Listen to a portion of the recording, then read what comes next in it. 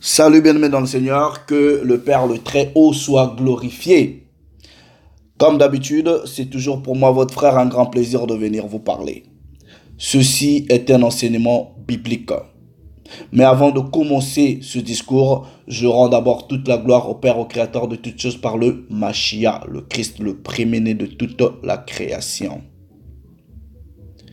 Père, je te suis reconnaissant. C'est pour cela que je te dis un merci. Reconnaissant pour tous les bienfaits que tu ne cesses de manifester dans la vie de tout un chacun. Je te suis reconnaissant pour la disponibilité et la disposition, tant du corps que de l'esprit, à partager ta parole. C'est pour cela que nous nous inclinons devant cette parole et nous implorons à ce que tu fasses jaillir ta gloire au milieu de ta parole. Merci pour toutes choses. Merci pour la vie de mon frère et de ma soeur qui prendra le temps de m'écouter. Je prie à ce que tu puisses rencontrer chacun de nous, Père, à la mesure de nos besoins et de nos nécessités. Besoin de santé, besoin de travail, besoin de logement, besoin de mariage, besoin, Père éternel, des enfants, que tu agisses en nous selon ta volonté. Et que quand ces choses-là arriveront, nous glorifierons ton Saint-Nom. Mais au-delà de toutes choses, nous prions, Père éternel, que ce jour-là arrive, où tu établiras, Père éternel, ta réalité selon ta loi, ta justice, et que ta volonté sera faite sur cette terre des hommes. Père, nous prions à ce que, Père éternel, ce jour-là arrive, ce jour-là glorieux, où tu nous feras rentrer ce que tu as dit d'être le sel de la terre et la lumière du monde dans la plénitude de cette promesse. Promesse faite à nos pères et que nous espérons de voir. Ce jour où tu nous feras rentrer dans cette grandeur. Car, Père, nous sommes stoïques, stoïques de notre condition. Condition difficile où les ennemis dominent sur nous. Mais nous ne perdons pas espoir, car notre libération arrivera. Et nous régnerons, Père éternel, avec ta justice et ta gloire. Merci pour la vie de mon frère, celle de ma sœur, qui prendra le temps de m'écouter. Je dis un Shabbat Shalom à tous les frères au travers le monde. Nous allons ici aujourd'hui parler des différentes peaux noires, mais en vrai terme, ça devrait être en tout cas les peaux mélaninées et la Bible. Ok?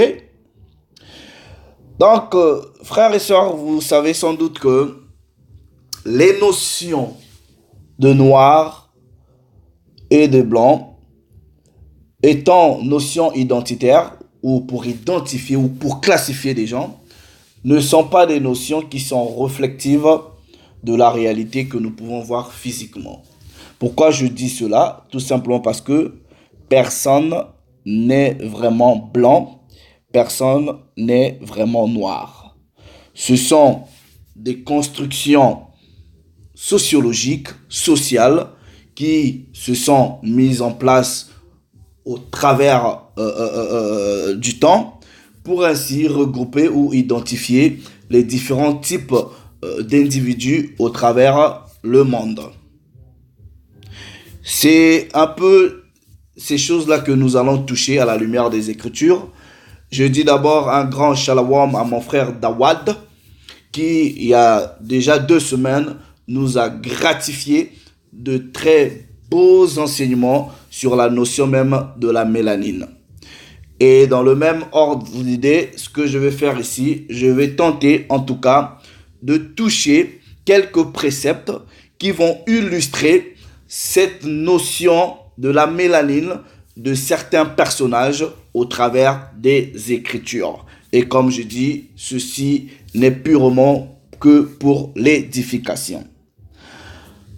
Maintenant, cette jeune fille que vous avez en illustration ici est considérée ou est classifiée ou est regroupée étant que une fille noire.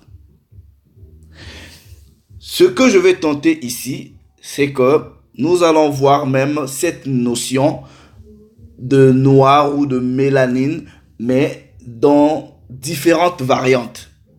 Et quand je parle de variantes, je vais parler de variantes physiques. Regardez ceci. Il y a cette jeune fille. Quelle est la différence entre cette jeune fille-là, cette jeune demoiselle, avec ce garçon, avec cette fille? Ça reste des noirs, mais vous comprenez que par rapport à complexion, comment dire, le teint, c'est peut-être des teints différents. Mais au-delà même du teint, vous allez comprendre que la morphologie ou le type d'homme aussi va varier selon que nous traversons la variété ou les différentes variantes de ceux qui sont classifiés étant que des hommes noirs. Ok? Voilà. Quand je passe ici, vous avez toujours des hommes qui sont classifiés d'hommes noirs, mais physiquement différents. Ok? Noir, ok, mais vous voyez un peu avec des cheveux frisés, ok. Noir, un homme noir, ok, mais vous voyez un peu, le teint il est peu clair. Noir, homme noir, homme noir, homme noir, homme noir, homme noir, homme noir, homme noir. Donc, s'il faut faire un regroupement, toutes ces personnes-là seront classifiées étant que des hommes noirs. Mais vous voyez que de photo en photo, la morphologie change ou le type d'homme change. Maintenant, selon ce qui est enseigné dans le christianisme, ok, nous allons essayer de parler de ça. Ils ont fait croire aux gens que tous les noirs viennent de Ham ou de Cham, qui est un des fils de Noé. Donc, pour toucher à cette notion, nous allons aller dans Genèse chapitre 10. Ok? Si tous les noirs viennent de Ham, la parole va nous le prouver. Donc, nous allons utiliser la parole, des documents et en tout cas être à cheval entre des langues pour essayer de bien comprendre ceci. Genèse chapitre 10, qui est un chapitre qui nous donne la cartographie des nations. C'est-à-dire, en réalité, toutes les nationalités doivent sortir de Genèse chapitre 10. Donc, pour que vous compreniez ou que vous sachiez qui est votre patriarche, vous devrez avoir étudié Genèse chapitre 10 dans sa dimension scripturelle, c'est-à-dire des écritures, historiques et scientifiques, parce que ça prend beaucoup de temps. Je prends le verset 1, il est écrit, voici la postérité de Noé. Pourquoi nous choisissons le chapitre 10? Tout simplement, le monde d'Adam ayant été détruit, le Père va donner la même responsabilité qu'il avait donnée à Adam de repeupler la terre à Noé et à ses fils. Voici la postérité des fils de Noé. Shem, Cham et Japheth. Il leur naquit des fils après le déluge. Or, selon ce qui est communément enseigné, ok, ce qui est faux, dans le christianisme, on vous dit que tous les noirs viennent de Ham. nous prenons le verset 6 qui dit ici, les fils de Cham furent Cush, Misraïm, Pouf et Canaan. Avant d'abord qu'on analyse les différents fils de Cham, nous allons essayer de comprendre d'abord Ham, ça veut dire quoi, ou Cham, ça veut dire quoi. Je vais dans Genèse chapitre 10, je vais utiliser d'abord le Blue Letter Bible, ok. Dans le Blue Letter, je prends le verset 6, ok. Je prends le mot, c'est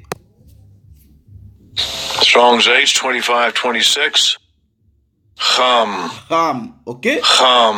Et le numéro en hébreu de la Strong, c'est le 2526. Nous cliquons dessus pour voir comment est-ce que ça va nous donner des explications. On vous dit ici, comme vous pouvez voir, Ham equals to Ham égale hot, chaud, bouillant. Deuxième explication, il est le deuxième fils de Noé. On vous dit, il est le père d'une variété de peuples qui habitaient les zones sud. Comprenez déjà, quand on parle de zone sud, ça veut tout simplement dire les zones chaudes. Déjà, le mot lui-même veut dire chaud. On va aller en français, ok? Je vais utiliser la Strong en français. Allons dans le... Ok, donc le code là-bas, c'est le 25-26. Ok, nous allons voir si ça dit quelque chose de différent. Voilà, cliquons dessus.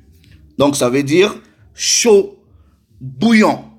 Or, la notion même de la chaleur, frères et sœurs, est déjà liée à la notion même de la mélanine. C'est pour cela que je vous convie aux vidéos du frère Dawad. Et on dit, c'est le deuxième fils de Noé, père de Canaan et de nombreux peuples qui habitaient les territoires du sud. Maintenant, le terme Ham va évoluer. Plus tard, c'est un nom collectif des Égyptiens. On s'arrête d'abord là. On repart maintenant dans les Écritures, ok?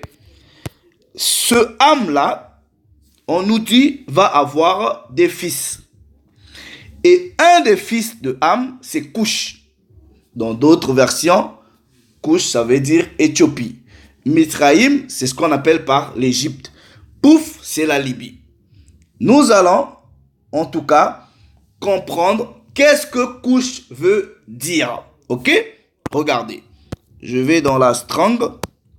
Je repars dans le Blue Letter.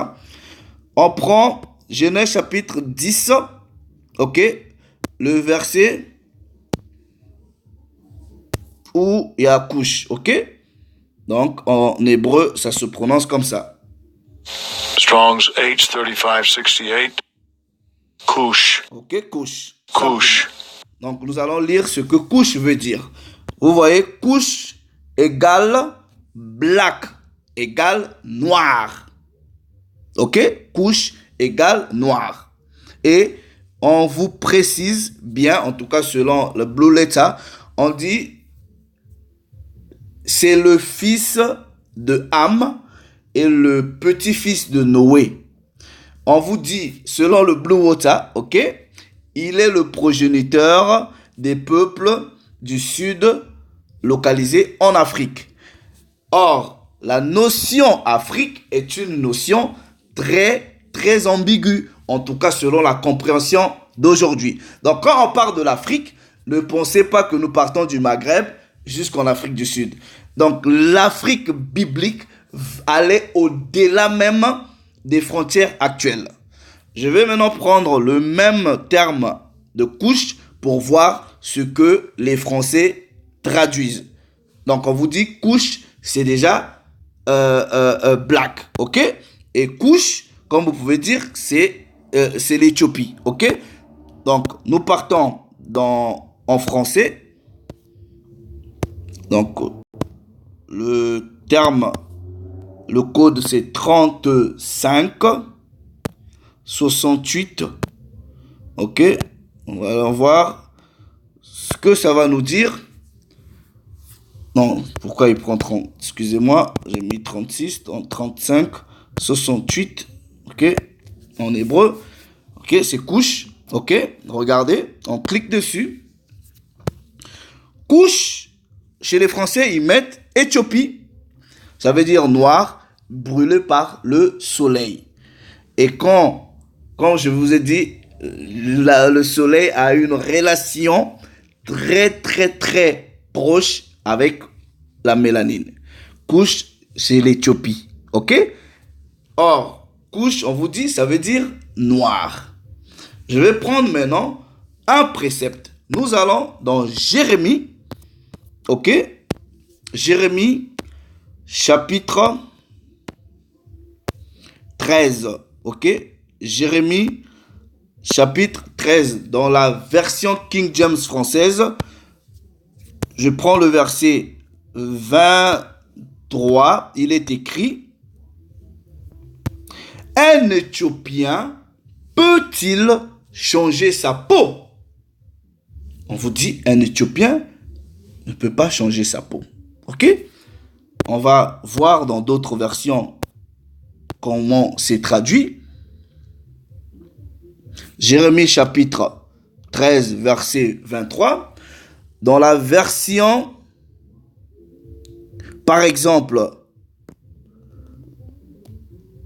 de la liturgie, il est écrit un Éthiopien. Dans la version Nouvelle Bible Seconde, un Couchite. Ok? Maintenant, regardez, dans la version Tob, on dit un noir. Et dans d'autres versions, par exemple, dans d'autres versions, on vous dit le nègre. Ok? Par exemple, dans la Bible de Jérusalem, dans la Bible du rabbinat français Zadok Khan, on vous dit le nègre. Donc, on a eu assez de preuves que le Couchite, l'Éthiopien, c'est un homme noir. Mais si Couche est noir, est-ce que l'Égypte va être différent de son frère? Est-ce qu'eux-mêmes vont être différents de leur père? Nous allons prendre un autre bibliste qui va nous expliquer un peu c'est qui Couche. Ok? Nous allons prendre le Zandoven. Ok? Le Zandoven Bible Dictionary. Ok? Maintenant, regardez âme. Comment est-ce que le Zandoven vous le dit? Il dit ceci, que Ham est le plus jeune fils de Noé. Il est né à peu près 86 ans avant le déluge. Ok? Il fut l'une des 8 personnes à avoir survécu le déluge. On vous dit, il devint le progéniteur de plusieurs races noires. Ok? Plusieurs. Maintenant, il dit, mais pas des nègres. Ok? Ham est le progéniteur de plusieurs noirs, mais il n'est pas le progéniteur de ceux qu'on appelle par nègres. Mais on vous dit, il est le père des Égyptiens, des Éthiopiens, des Libyens et des Canaanites. Alors, la question que l'on doit se poser, mais si Ham, qui est censé être le père de plusieurs races noires, ok, mais les nègres sont-ils pas noirs?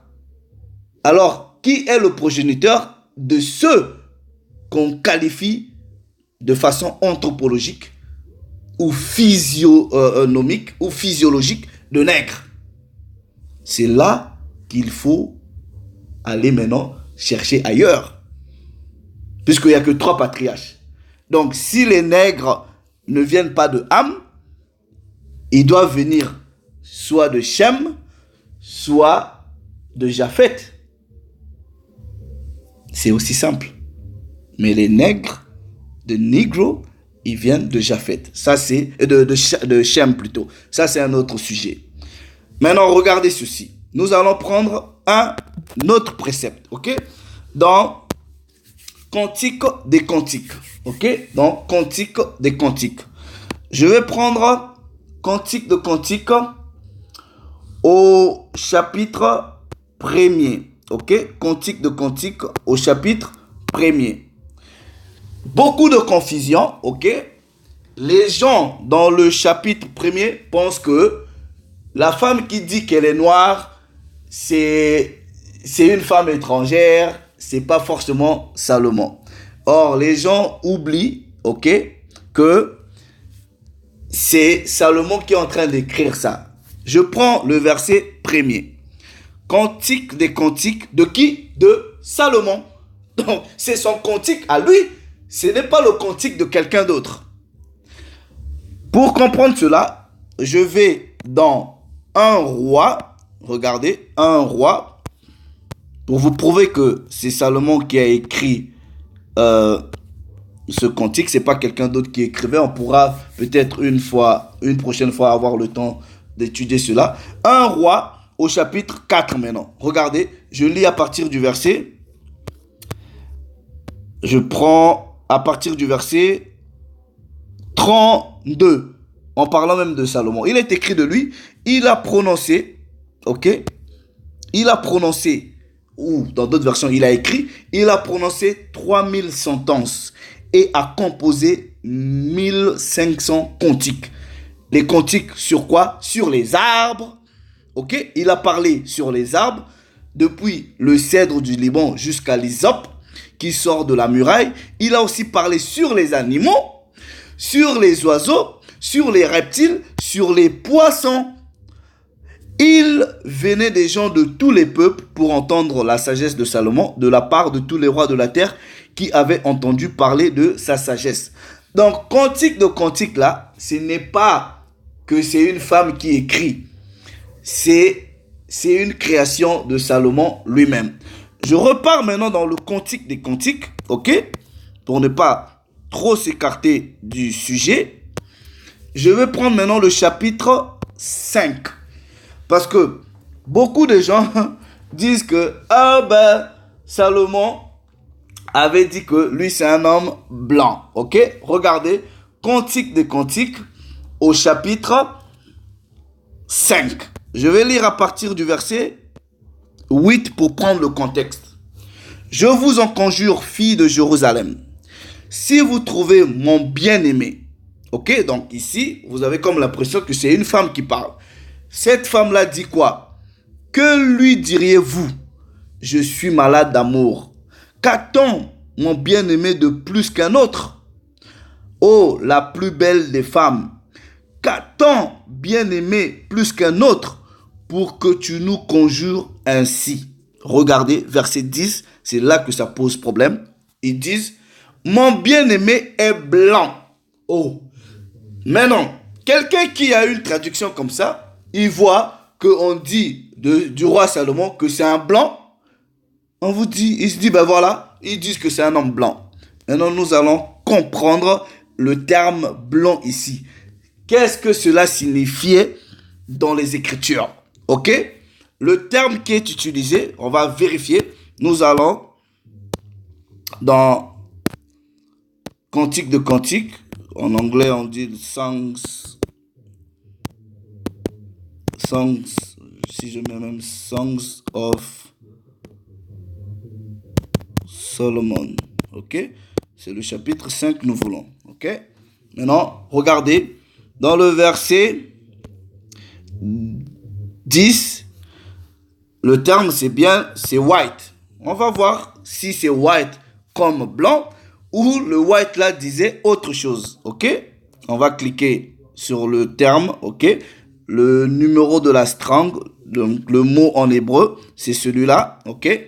Strong's H 6703. Tsach. Tsah. Tsach. Ok? Le numéro en hébreu, c'est 6703. Nous cliquons dessus. Qu'est-ce qu'il veut traduire? Il veut traduire par dazzling. C'est-à-dire vous brillez, vous êtes frais, on va dire ça comme ça. On va aller en français en anglais, quand on dit you glowing, c'est-à-dire vous êtes embelli, voilà. Nous allons prendre ce même mot, mais nous allons voir comment est-ce que en français ça ressort. Et si ça ressort étant qu'un homme blanc, c'est en ce moment on pourra dire ah ben on a dit que Salomon il est blanc. Ok? C'est aussi simple. Nous allons chez les francophones.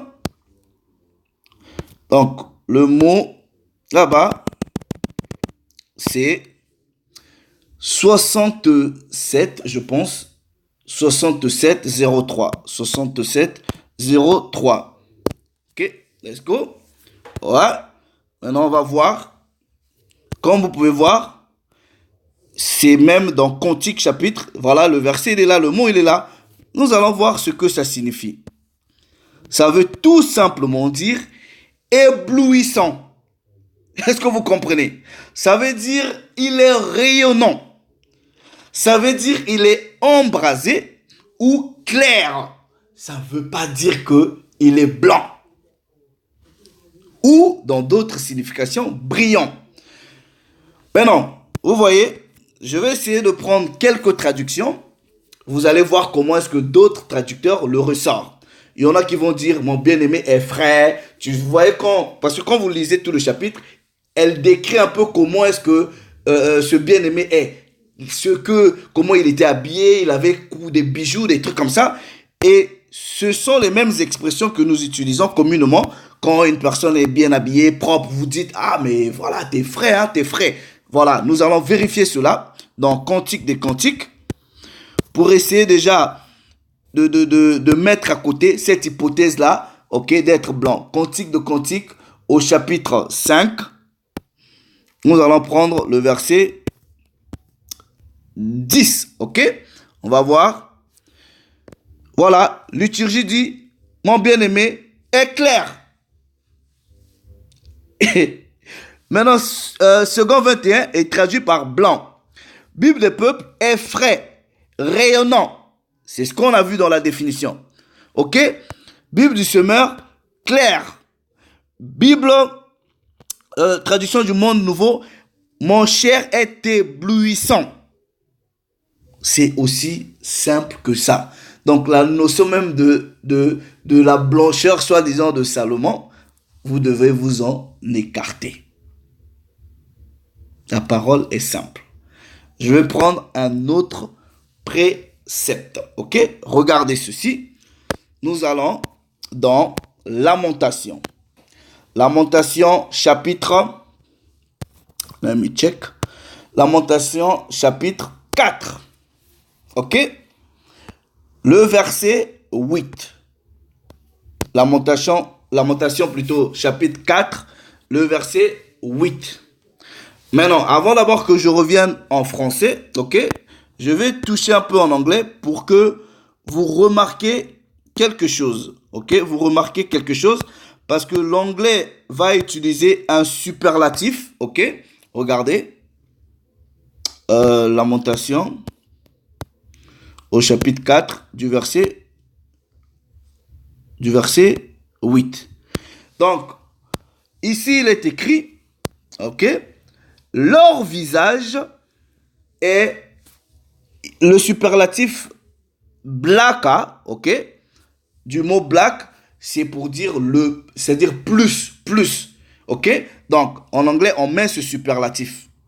Leur visage est plus noir que le charbon ou que la suie. En fait, le terme charbon ici, c'est la suie. Or, la suie, on va essayer de voir. Regardez, nous repartons en français. Or, le mot en français, ils mettent, par exemple, par rapport à la traduction King James française, ils disent leur aspect. Leur aspect, c'est-à-dire l'aspect, c'est l'apparence, ok, est plus sombre que le noir. Nous allons prendre d'autres traducteurs pour voir. Et on vous dit, on les reconnaît plus dans les rues. Or, selon le contexte de ce qui se passe ici, en parlant bien des Bani Yashara là, ok, quand vous lisez dès le départ, on vous dit, et quoi, l'or a perdu son éclat. Est-ce que vous comprenez? L'or a perdu son éclat. Ça veut dire quoi? Ça veut dire qu'il s'est passé quelque chose pour que ces gens-là deviennent plus noirs. Les pierres sanctuaires sont dispersées au coin de toutes les rues.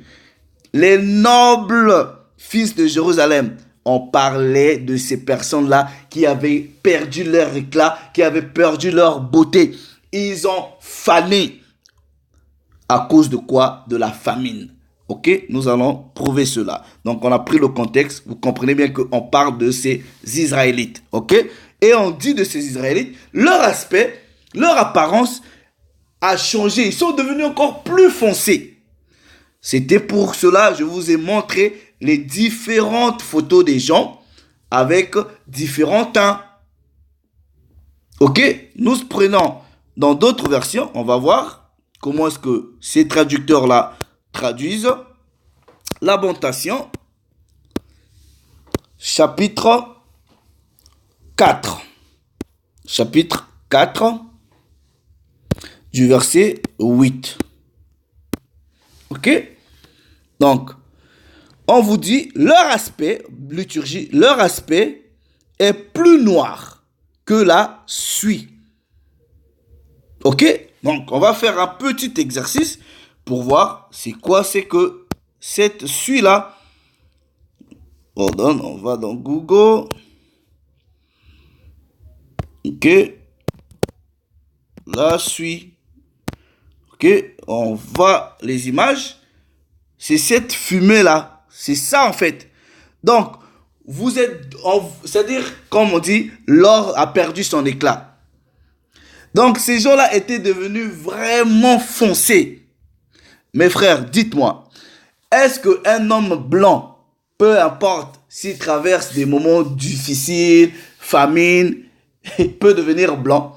Mais la plupart des hommes dits blancs, quand même ils se bronzent, ils ne deviennent pas noirs, ils deviennent un peu roses, on va dire ça comme ça. Encore, il faut que ce bronzage-là réussisse. Donc, maintenant, quand vous les voyez dans la rue, vous ne pouvez pas dire celui-là est devenu noir. Non, vous allez dire qu'il a bronzé. Même si il fait un bronzage de fou, son bronzage ne peut pas confondre qui que ce soit en disant oh tu es devenu noir. Non, on va dire que tu es devenu bronzé. Et c'est pas quelque chose qui, je sais pas, vous pouvez pas oublier votre voisin blanc qui est parti au soleil, il a bronzé, quand il revient, tu dis voilà, je te reconnais plus. Non, non. Vous allez voir la même personne, mais qui a bronzé. Et quand généralement les hommes blancs, en tout cas ceux qui sont dits blancs, bronzent, ils tombent beaucoup plus un peu vers ce qui est un peu rose. Donc c'est ça la suie. Ok? On est jusqu'à là aussi simple. Regardez, ok? Maintenant, nous allons prendre le mot qui est utilisé dans Lamentation. Je vais dans le chapitre 5 de Lamentation, du verset 10. Ils disent, dans d'autres versions, on dit, notre peau est brûlante, comme un four.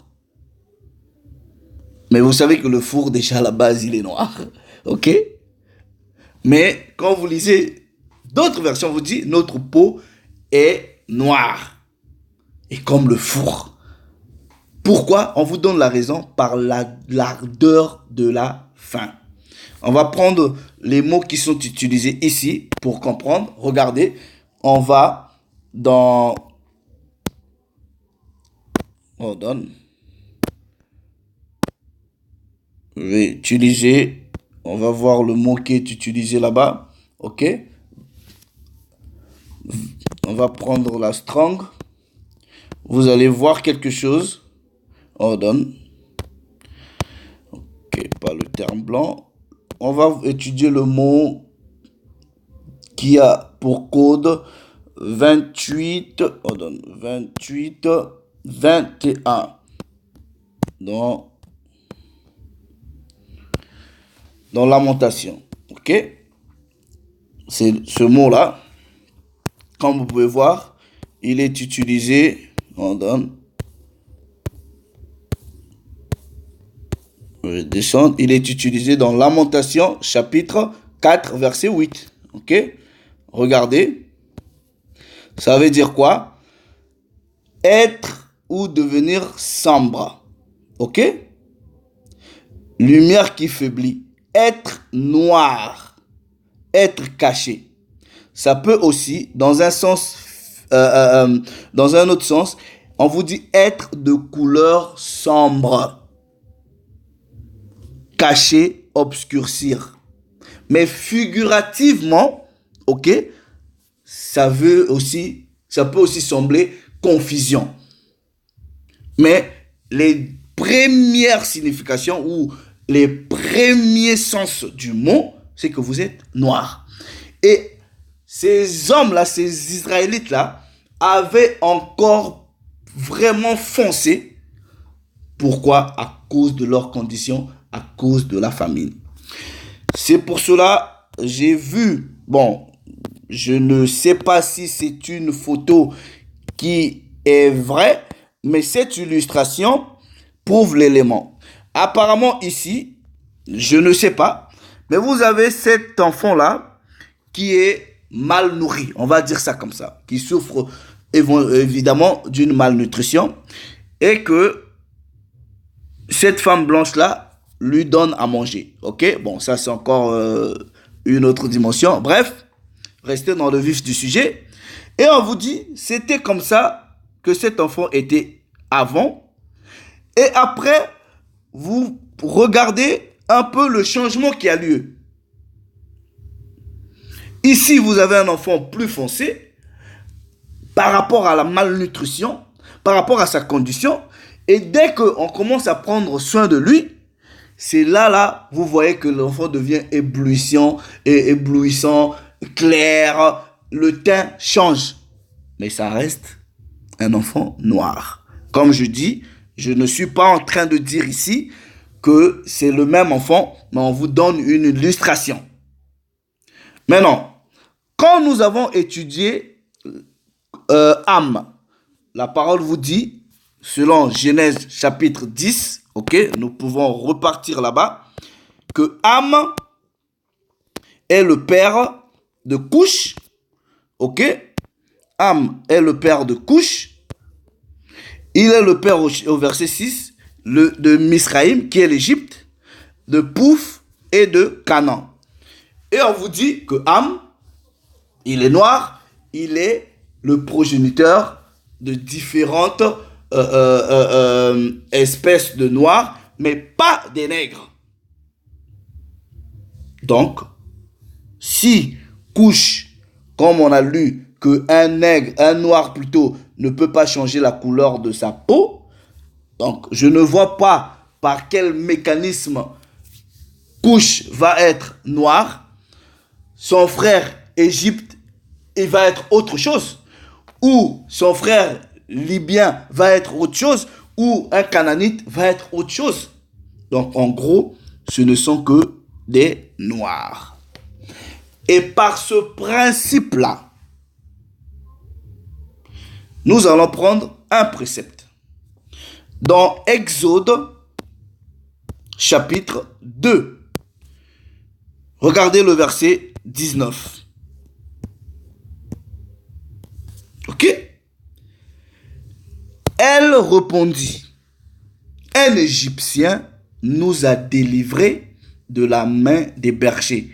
Et même, il nous a puisé de l'eau et a fait boire le troupeau.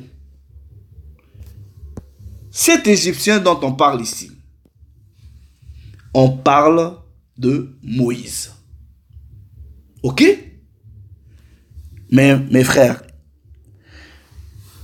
si Moïse n'était pas un homme noir, comment est-ce que Moïse a pu être confondu à un Égyptien s'il n'était pas d'apparence physique ressemblant à un Égyptien?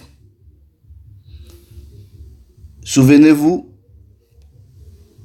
les Hamites, les Sémites et les Japhétites viennent tous de Noé. Ce sont des cousins. Comme chez nous on dit, les Bana Papa Leke et les Bana Papa Kouloutou, c'est-à-dire les enfants des frères. Il y a des enfants du grand frère et il y a les enfants du petit frère. Mais le petit frère ne peut pas être noir et faire des enfants noirs. Et le grand frère, il se retrouve à être blanc, à faire des enfants blancs. Non, ça ne tient pas la route. Et comme on a vu, on vous avait dit quoi? On vous avait dit que Ham, lui, il a donné naissance à plusieurs races de noirs, mais pas des nègres. Mais Moïse, qui est sémite, est confondu avec un Égyptien qui est hamite. C'est en ce moment, vous pouvez trouver une simple conclusion en disant, ben justement, Moïse ne pouvait être que de teint ou de couleur ou de race noire pour être confondu comme ça. Mais Moïse non plus n'est pas le seul à être confondu à un Égyptien, puisque même son frère benjamite, qui est Paul, va subir la même sentence de confusion. Nous partons dans Actes des Apôtres. Dans Actes des Apôtres, au chapitre 21, du verset, vous lisez tout pour comprendre le contexte, ok? À partir du verset 38, ok? Regardez, je prends même le verset 37. Au moment d'être introduit dans la forteresse, Paul dit au tribun, m'est-il permis de dire quelque chose? Le tribun répondit, tu sais le grec, tu n'es donc pas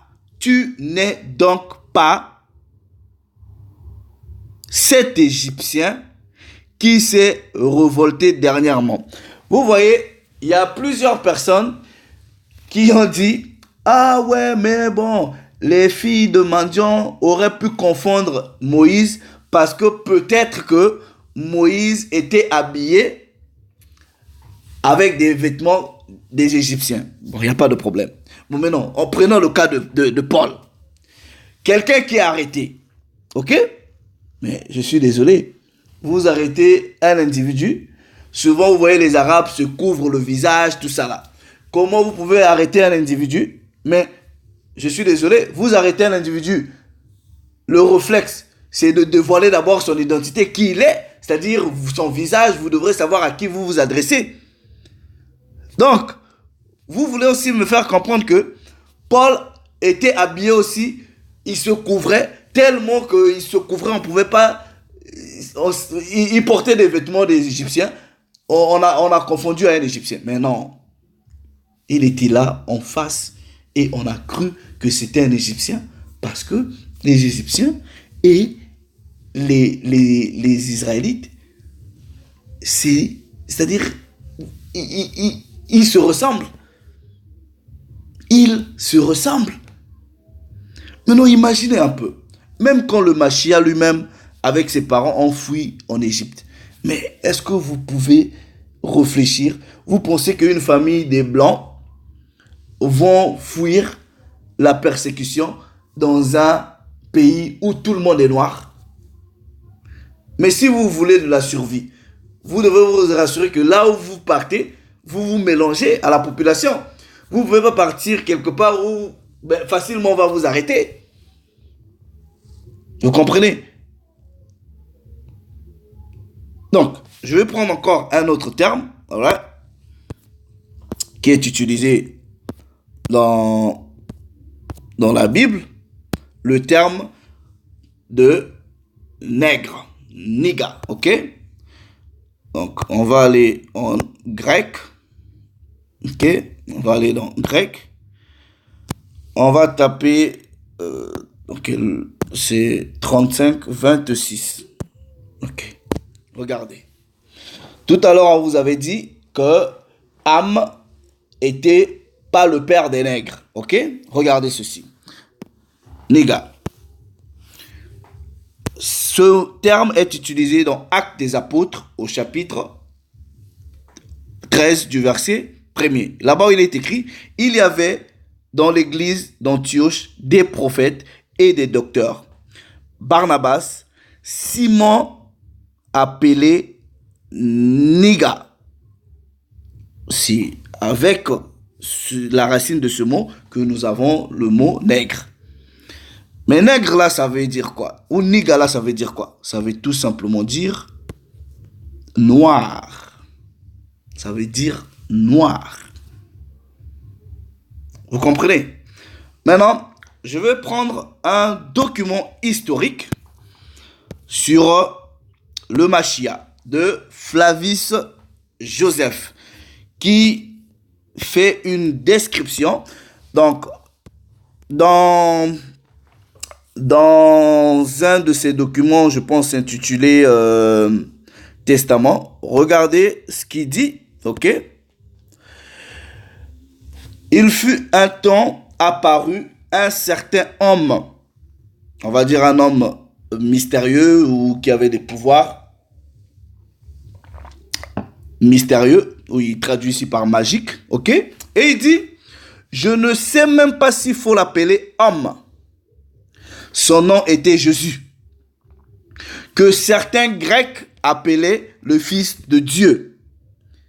Mais ses disciples l'appelaient le vrai prophète. Il dit, il était un homme d'apparence simple, mature d'âge, mais il dit black-skinned. Quand on dit en anglais black-skinned, ça veut dire quoi? De peau noire.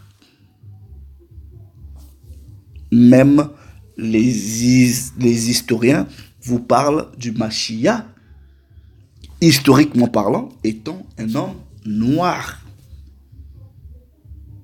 Donc, même dans la race noire, nous avons des variantes. Variantes en termes de morphologie même, ok? Mais aussi variantes en termes de couleur de la peau.